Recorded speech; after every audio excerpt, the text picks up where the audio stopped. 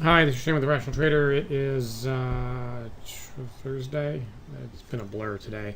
October 4th. I have not looked at this yet, so let's see. My result, 215. Let's take a quick look here. And there's 9. Wow, a lot of activity. All right, so we started at 7:05. 7:05. So you get long there and get enough to move the stop to F minus 5. Take a small loss. So let's see what's happening there. So the market is working its way down the value area low. So we want to pay attention to that in general.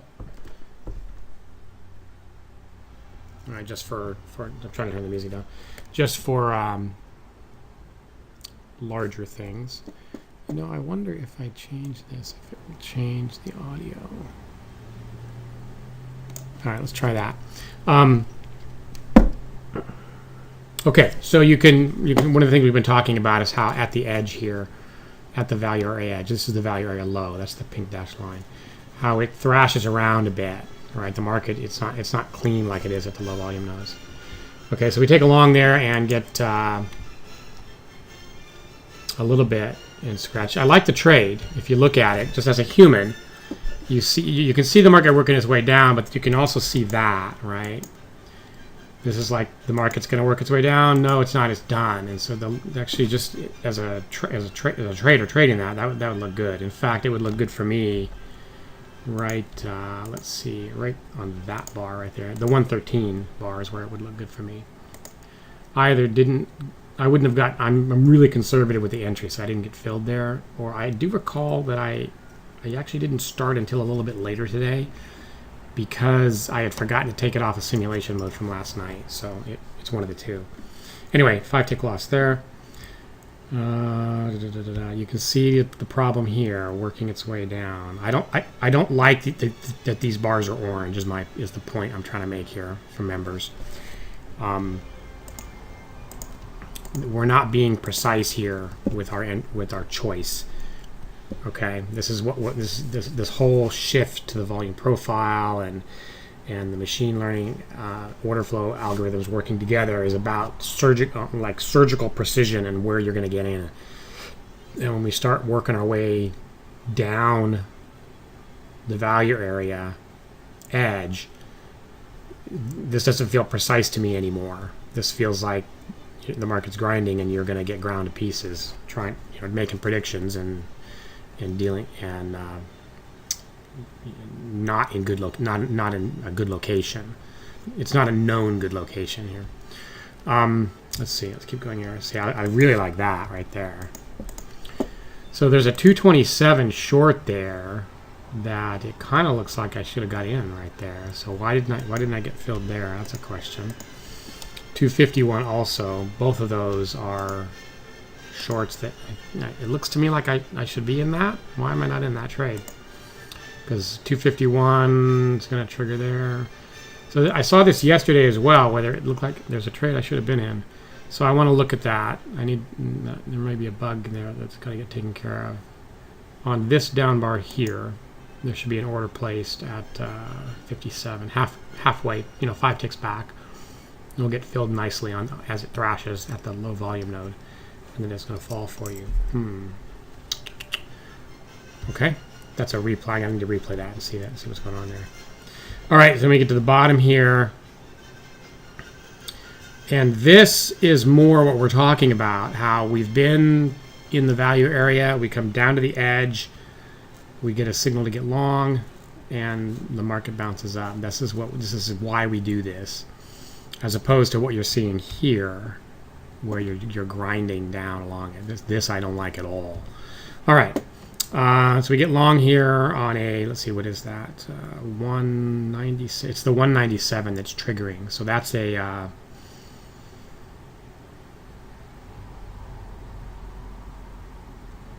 need my cheat sheet. That's I thought that was one of the low volume node codes, but I don't see a low volume node nearby. In any case, we get long there. I'll have to look that up. we get long there. First target, and then second target gets taken out on the trail. And, you know, we've been seeing this a lot. Pullbacks are so deep that we miss out on the next little leg. This is the reason why I have the ads turned off, actually. So we keep adding on, like, we'll end up adding on a break up here, and the market will pull back so deep we end up giving back all of our profit. Trying again down here, but not seeing anything. Point of control has moved down to here now. Okay. Again, look, just beautiful, beautiful orange bars, meaning look for something here. This is exactly the right place. Same thing here. Looks like a long gets, yeah, okay, so a long gets a short gets set up here. And there's another case. Why am I not taking a trade short there? I gotta look at that. It's 298, not in there. It's right there. Okay, something going on there. Point of control, thrash to thrash, and then this again. Here's that grind that I really, really dislike. Press the wrong button. There we go. There we go. Okay, we're staying out of trouble here because we're using the model that is built for volatile markets. But we don't always want to use that, and so I'm concerned that when the market goes back to normal, this is going to give us trouble. Let's see, we get short here. So we bounce off the value area low up into that low volume node, okay? And we get a 251 short. So that says I see this break here. I predict that break will fail. And then we place an order. We get filled right there. We get 20 or 5 points, and then 13.5. Nice trade. And then we get long there and give some of it back. And now it's 9 o'clock. Okay, and let's see, had a little interruption there. So we got long here. We get enough to move the stop, and we must take some slippage on that stop. This is a good example of why we're doing special processing for low volume nodes, because you just barely pop up and you immediately fall down. And so the one there means I looked at that, the machine looked at that and said, okay, I don't see a clear enough signal, but that's the right place to be looking. Let's see, I like that right there too, for that matter. And then we try to get short here on this low volume node bounce. We get enough to move the stop and take a small loss. We scratch another short there where we scratch. Okay, now all this striping that you're seeing is we're outside the value area and the market's not doing much, right? All these waves are really close to each other. So it says it says I'm choppy, and back from another interruption. So basically, you know, this says, you know, be careful on the short side because you tried to break lower and couldn't. All right, so this is why the background goes red. I really like that. Look there. The machine doesn't see anything, but that's the right place to be looking. Let's see, what else do we have here? More choppy ugliness here. Okay, choppy side is very difficult to trade that as a human. Another just gorgeous pullback to the value area. That's interesting though. The way those bars draw.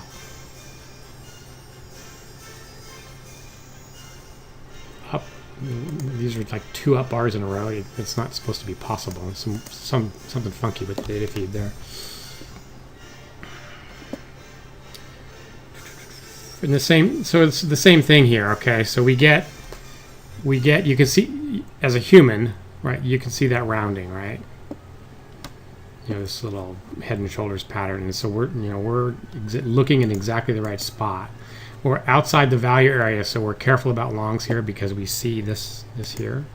So we wouldn't take a long there. We're looking in the right place. Same thing here. I like where we're looking. it's up here where we have the opportunity, right? Once we clear this level, basically, we set a new level, and the market goes, okay, now. No signal there, though, unfortunately. That would have been a nice trade. Lots of choppy ugliness here. So the question to ask yourself is, would you be able to stay out of that as a human, especially after that nice, sharp, strong move there? And then what happens here? We get short, and we get enough to move the stop. So we just take a small loss there. Another scratch. Oh, no, we hit first target here. And then the second contract scratches. Gosh, so much movement. This market is surreal. It's so volatile, so active. And that's the close. So the 1240. So we stop right here, 1240. I actually like that right there as a human. You come down, you test that low volume node, bounce up, try again, fail, and then go. To me, that looks like a really good entry right there. All right. So that's it for today. 215, 275 on the week. Still being very cautious. There's so much movement. I really think that's the question to ask yourself: is are you able to figure out what's going on well enough to do something, and then control yourself when the market does these wild and crazy things? I turned the machine on and walked away. All right, so once I got the room going, I would just walk away. I walk away. I didn't look at it until you saw me start this video. So the machine's doing all the work, and there's none of the emotional component that you as a human have to deal with. The interesting, I just noticed over here, the regular, the production release charts did quite a bit better, 26.25. What am I doing this? Standard entry offset. Let's take a look at that real quick. So this is the difference here is that I'm looking at low volume nodes in a different way than the production chart. The members did pretty well here, I imagine. Let's see. We probably caught one really good trade that the other thing didn't. There's that same short right there. Let's see what else. Boy, that scratch here is so unfortunate. There's just enough movement there to move the stop to break even, and then you missed a nice down move. Did I miss it, or was it earlier?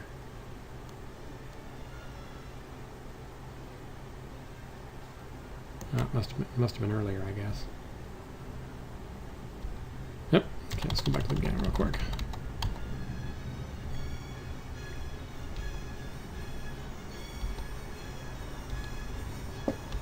Alright, so there's that same long, right? Oh, did I not get that short on the other one? I thought I did.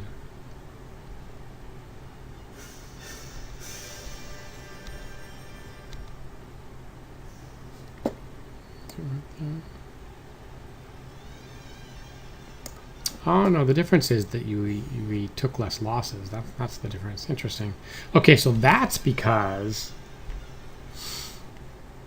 so the difference is we took less trades and less losses, and that's because there's so much movement that there's a lot of low volume nodes popping up. All right, and which means there's a lot more opportunity for the simplified look that we do at low volume nodes to happen. All right, and so that's why, because of that concern, actually, that's why I have it separated, so that if I didn't want to trade, if I wanted to exactly mirror this, then I would just take out these low volume node codes. We just clear that, and then now they would be the same. So it's something to think about. We're designed here to be flexible because the market is ever changing, and we're sort of learning how all of this interacts, and we're dealing with basically unprecedented volatility here. So that's interesting. It was something that had me concerned, actually, that because there's so much extra movement, you end up with lots of extra low volume nodes, and the idea behind doing them was that we don't want to miss that nice move that occurs, and when the market's quieter, we want it. We were seeing a lot of cases where you go to those nodes, and the more complex activity that we're looking for with the traditional approach it wasn't happening. There wasn't time for it to happen. But today, it worked against me here because I ended up taking lots of extra trades that gave back some of my profits. Okay, that's very interesting. Let me put this back for tomorrow. Paste. Yeah. All right, so that's it for today, and then we'll see what tomorrow brings. I would expect, what do I expect here? Let's take a quick look here. What's so nice is that I just turn the machine on and let it do all the work, but that's a pretty scary looking down bar on the daily chart.